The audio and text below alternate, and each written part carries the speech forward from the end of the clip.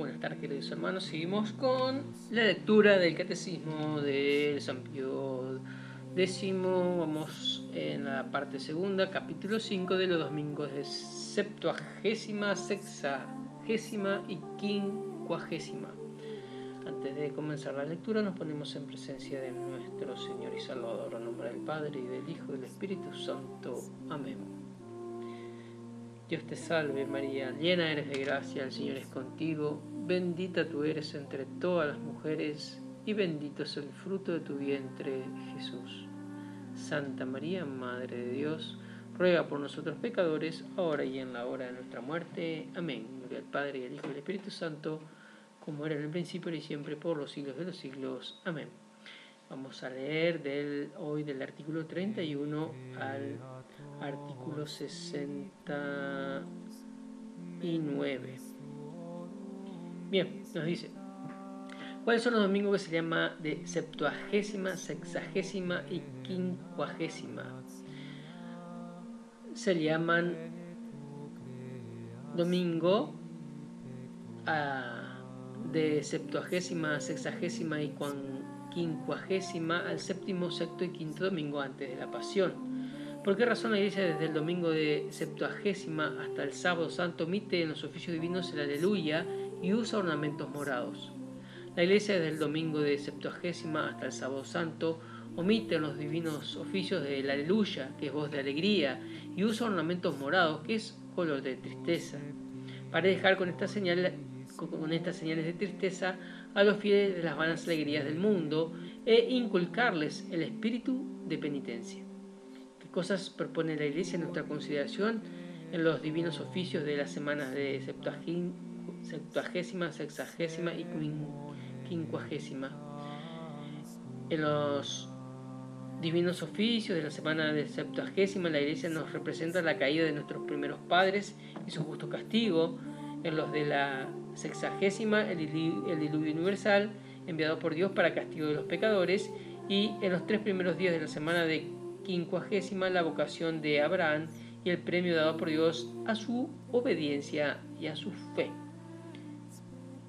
¿Cómo es que, a pesar de las intenciones de la Iglesia en tiempos de septuagésima, sexagésima y quincuagésima, o más que en otro cualquiera, se ven tantos desórdenes en algunos cristianos? En este tiempo, aún más que en otro cualquiera, se ven tantos desórdenes en algunos cristianos por la malignidad del demonio, que, queriendo contrariar los designios de la Iglesia, hace los mayores esfuerzos para inducir a los cristianos a que vivan según los dictámenes del mundo y de la carne. ¿Qué hemos de hacer para conformarnos con los designios de la Iglesia en tiempo de carnaval?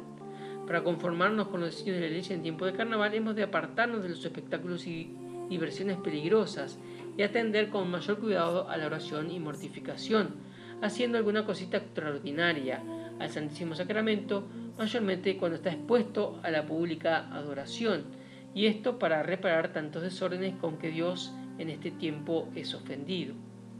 ¿Qué hará quien por necesidad hubiere de aliarse en alguna diversión peligrosa de carnaval?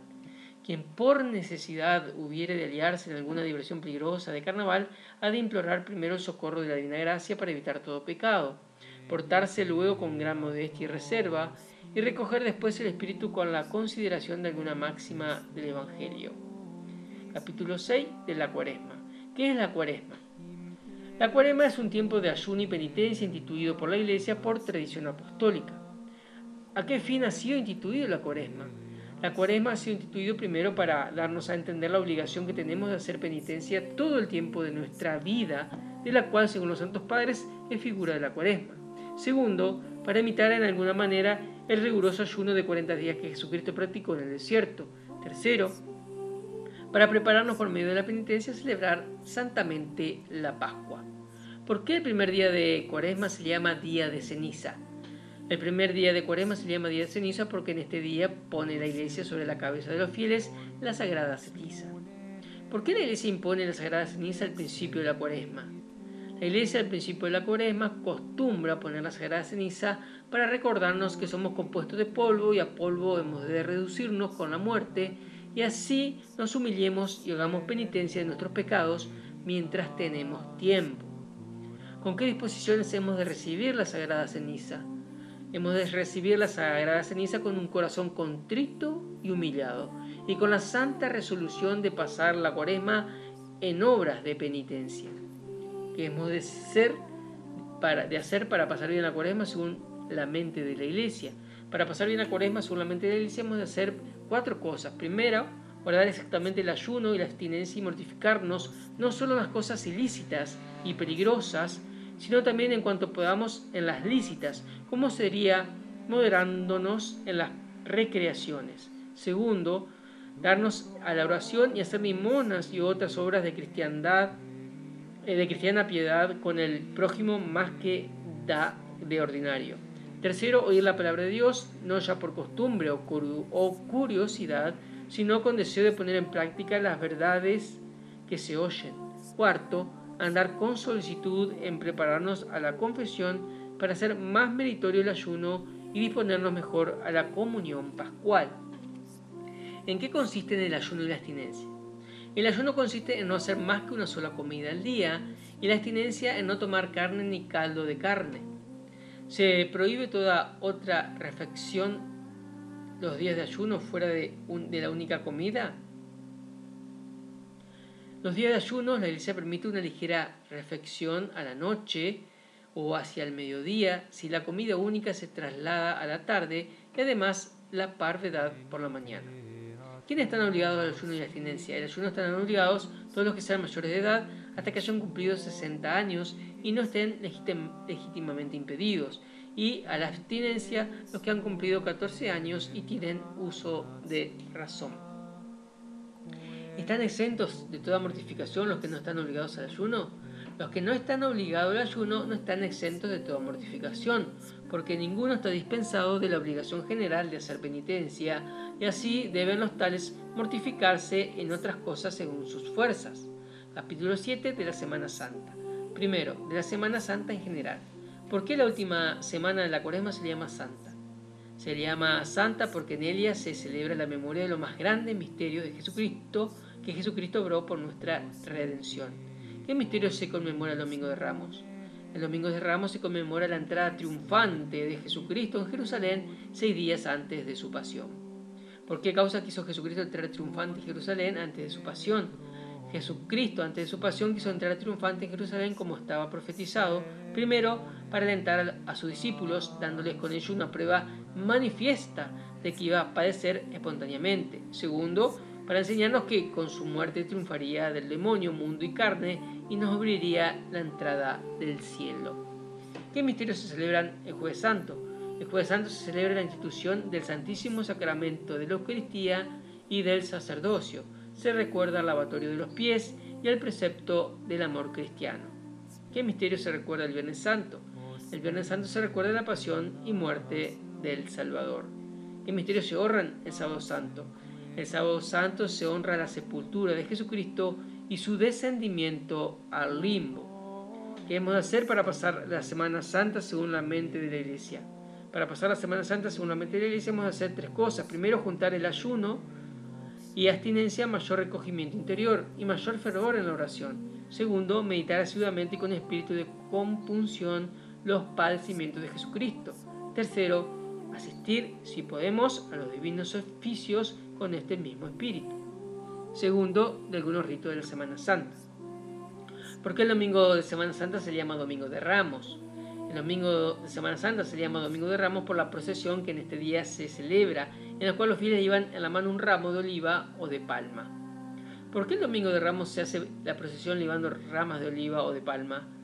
Se lleva ramas de oliva o de palma para recordar la entrada triunfante de Jesucristo en Jerusalén, cuando las turbas le salieron al encuentro con ramos de palma en las manos.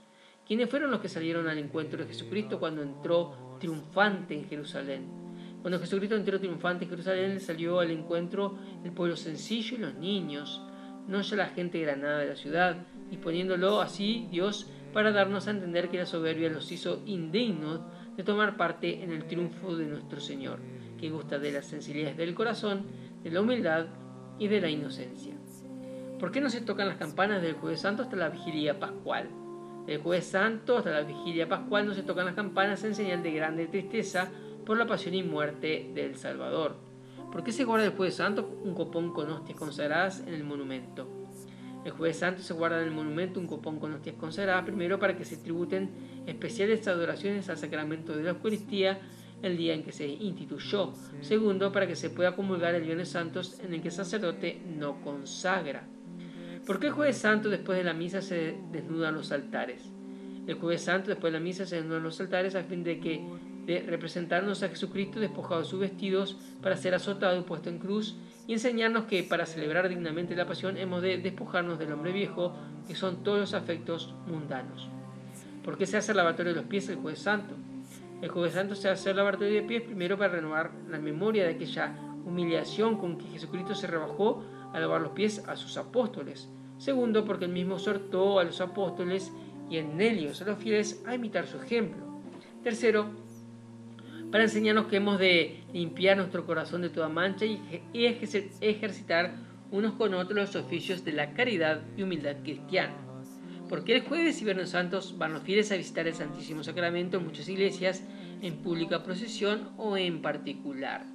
El jueves y viernes santos van los fieles a visitar el Santísimo Sacramento en muchas iglesias en memoria de los dolores que sufrió Jesucristo en muchos lugares, como en el huerto, en la casa de Caifás, Pilatos y Herodes y en el Calvario.